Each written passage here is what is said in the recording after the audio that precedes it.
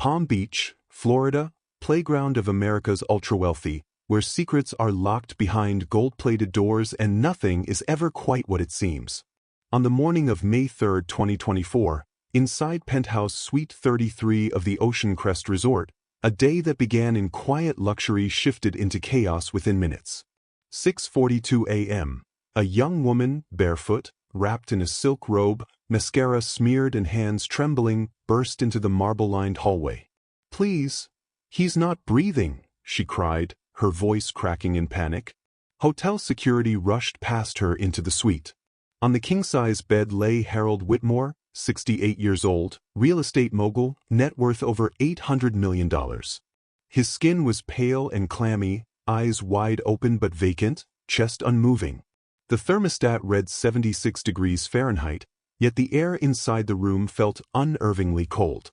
To the public, Harold was the definition of the self-made billionaire, a man who reshaped Florida's skyline with his glittering towers and beachfront resorts.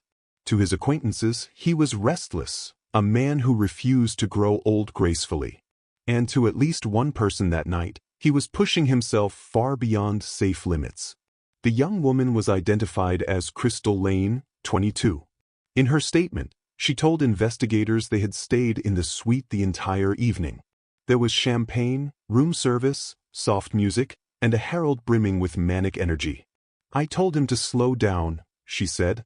But he kept saying he was fine, that he didn't want to waste a minute. By around 3 a.m., Harold's face was flushed, his breathing uneven. Crystal urged him to lie down.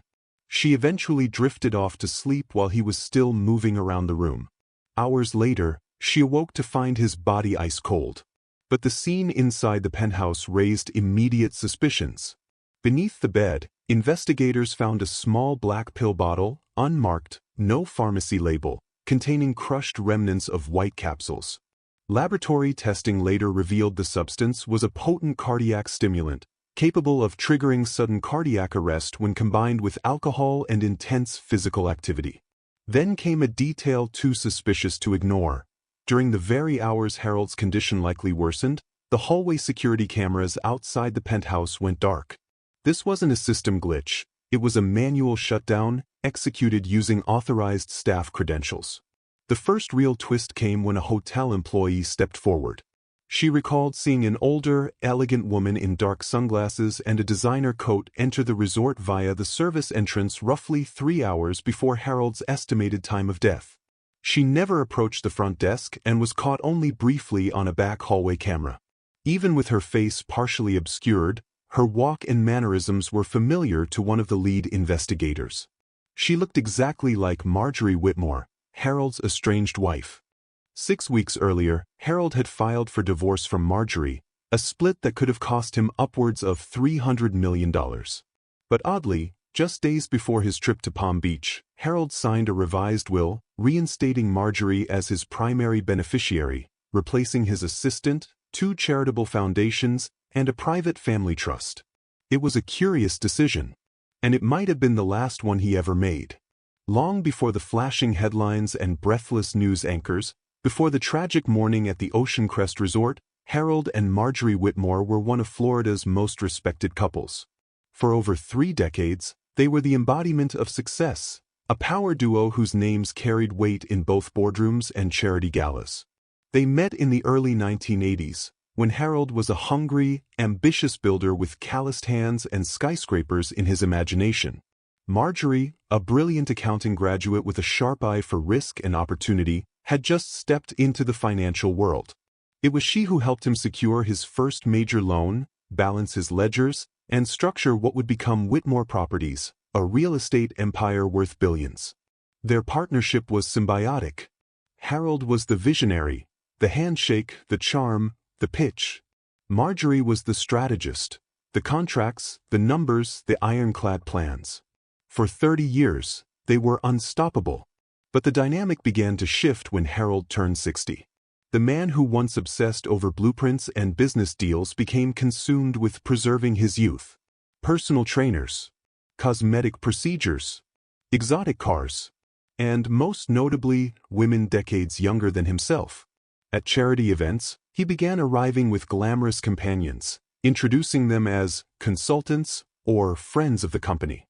Marjorie, ever composed, never caused a scene. She would raise her glass, smile politely, and say nothing. But beneath that calm exterior, resentment simmered. By the spring of 2024, the marriage existed only in legal terms. Marjorie had moved into the guest house of their sprawling Palm Beach estate. The couple rarely spoke except through lawyers. 6 weeks before Harold's death, he filed for divorce. It wasn't a shock, but the stakes were enormous. In their original prenuptial agreement, Marjorie was entitled to a fixed settlement. But in the years since, she had quietly learned about offshore accounts, undeclared assets, and hidden properties. Marjorie refused to sign the updated divorce terms, which would have limited her to $20 million, a fraction of what she believed she had built alongside him. She wanted full access to the empire's financial architecture. Harold's response was brutal. He removed her from his will entirely, naming his assistant, 2 business foundations, and a private trust as beneficiaries instead. The legal war was heating up. But then, 10 days before the Palm Beach trip, something inexplicable happened. Harold signed a new will, reinstating Marjorie as his sole beneficiary. The signature was verified, notarized, but never filed. The only copy was found sitting in the printer tray of his home office, signed but with no witnesses present. To outsiders, it looked like reconciliation. To those who knew the couple, it smelled of strategy, and not necessarily Harold's. Marjorie, a former licensed nurse before she entered the business world, had once worked in cardiology. That detail, seemingly irrelevant for decades, now felt ominous. She knew the signs of cardiac strain. She understood dosing, timing, and the subtle ways a body could be pushed to its limits without visible injury. Neighbors noticed that her luxury car hadn't moved for days before Harold's final trip. But on the night of May 2nd, it disappeared from the driveway for 6 hours. Security cameras showed it returning just after 4 a.m. When asked, Marjorie claimed she had gone for a late-night drive to clear her head. Meanwhile, Harold was checking into the Ocean Crest penthouse, preparing for what he told Crystal Lane would be his last big weekend. The two had met weeks earlier at a charity gala. She was young, beautiful, and, according to Harold, a reminder that he still had it. Crystal had no idea she was stepping into the final act of a much longer, darker play. Inside the penthouse, Harold's restlessness wasn't just romantic bravado. There were phone calls Crystal couldn't hear, a separate glass of wine he kept for himself, and, on the nightstand, a small black bottle. Just something to keep the engine running, Harold had joked. Crystal had seen that bottle before. Hours earlier, near the hotel spa, a woman in oversized sunglasses and an expensive coat had approached her with a gift bag. "This is from Harold," the woman had said, her voice calm, measured. Inside, a black bottle with a gold ribbon. Crystal assumed it was part of the evening's indulgence. Only later, when Harold's heart stopped, did she recognize the woman from a photograph the police showed her. It was Marjorie Whitmore. By the time Harold and Crystal checked into the Ocean Crest resort, the weekend had already been carefully choreographed, though not necessarily by Harold. The penthouse was a world of excess, floor-to-ceiling glass overlooking the Atlantic, champagne chilling in an ice bucket, and a handwritten note from Harold to Crystal, "No drama. Just you, me, and time standing still." Crystal admitted later that the setup felt almost romantic at first. Harold was attentive, pouring her wine, telling stories from his early years in business. But as the night wore on, his behavior shifted. He paced between rooms, took phone calls behind closed doors, and drank from a separate glass of wine, one Crystal never touched. On the nightstand sat a small, black bottle, unmarked. "Just something to keep the engine running," Harold said with a grin. She remembered the exact shape because she'd seen it only hours earlier. That afternoon, Crystal had been near the hotel spa when a woman approached her. The woman was tall, elegant, dressed in a tan designer coat and oversized sunglasses. She carried a small gift bag with gold trim. "This is from Harold," she said in a calm, measured voice, handing over the bag. Inside was the same black bottle Crystal later saw on the nightstand.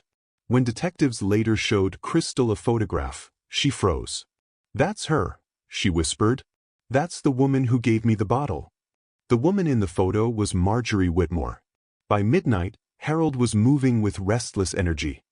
He laughed too loudly, his face growing red, a sheen of sweat forming on his forehead. "I've got one more in me," he told Crystal. Then two more. Then three. She lost count of the pills he took. Around 3 a.m., exhausted, she begged him to stop. He brushed it off. Crystal remembers drifting off to sleep as Harold muttered something in the bathroom, the lights spilling into the bedroom. When she woke again, the light was off, the room was silent, and Harold's skin was cold. Investigators would later conclude the stimulant in his bloodstream wasn't from a single dose. It had been introduced gradually over several hours, a method requiring precision and patience. In other words, someone had planned this. Detective Angela Reyes had worked homicide in Palm Beach County for 16 years. She'd seen jealous lovers, botched robberies, and feuds that ended in blood. But this case was different from the start. The luxury, the silence, the calculated absence of chaos. It felt staged.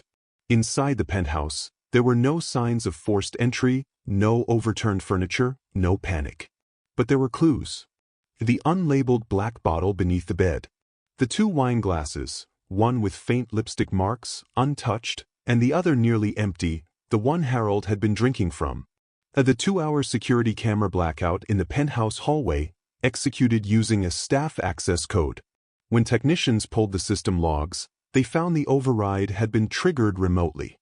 The credentials used belonged to an inactive guest account, one still tied to Marjorie Whitmore from a previous stay. Then came the witness statements. A hotel spa attendant recalled seeing a tall, elegant woman in a tan coat and dark sunglasses hand a gold-trimmed gift bag to a young brunette. She remembered the name, Crystal Lane, because it was unusual. The woman never identified herself. Lab results confirmed the substance in the black bottle was a banned cardiac stimulant, once used experimentally in sports medicine but outlawed after causing multiple sudden deaths. In Harold's case, the dose wasn't accidental. It had been administered gradually over hours, ensuring his heart would fail under the strain. Reyes's suspicion sharpened when financial records revealed that 3 days before Harold's death, a wire transfer for $8.3 million had been scheduled to an offshore trust named MW Consolidated. The beneficiary? Marjorie Whitmore. The transfer was canceled the moment Harold died.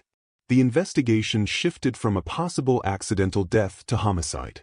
The emerging picture was that of a woman with motive, opportunity, and the exact medical knowledge needed to make it look like her husband's indulgence had killed him. But Marjorie wasn't careless.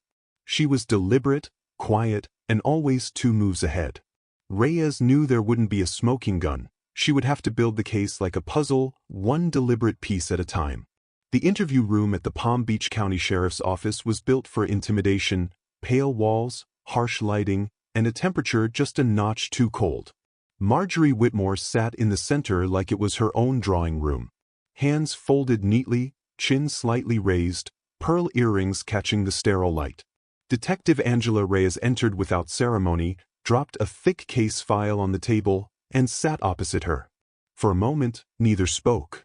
Marjorie broke the silence first. "I assume this isn't about the will." Reyes didn't flinch. "It's about your husband and how he died." The older woman's expression was unreadable. Harold had a strong will and a weak heart.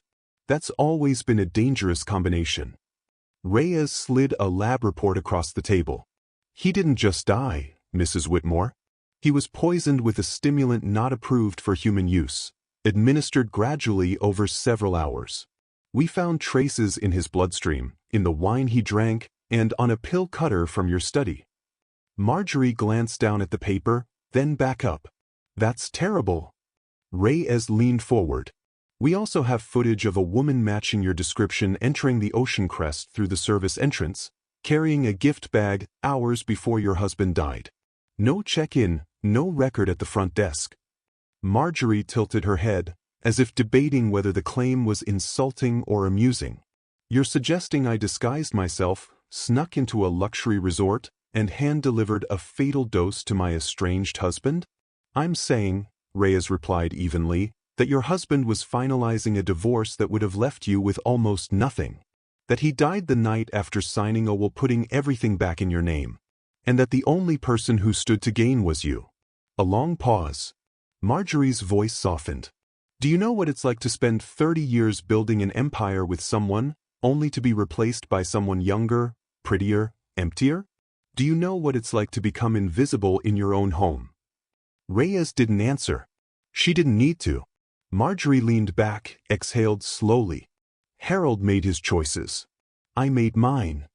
Did you kill him? Reyes asked. The faintest smile crossed Marjorie's lips. Not joy, something colder.